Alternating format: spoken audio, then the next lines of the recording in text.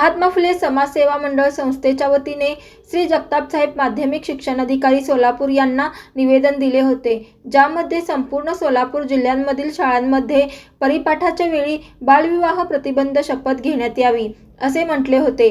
याकरिता वाघमारे साहेब उपशिक्षणाधिकारी, श्री ढेपे साहेब उपशिक्षणाधिकारी यांच्यासोबत वरील निवेदनावर चर्चा झाली, ज्यामध्ये बालविवाहाचे वाढते प्रमाण बघता सर्व माहितीचा आढावा मांडण्यात आला।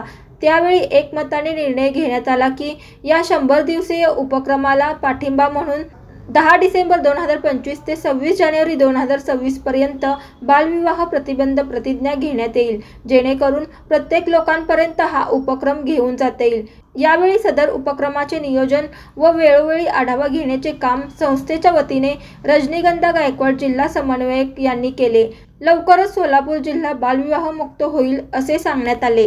अशाच नवनवीन अपडेटसाठी जनता राज्य न्यूज चॅनलला सबस्क्राईब करा, लाईक करा आणि शेअर करायला विसरू नका।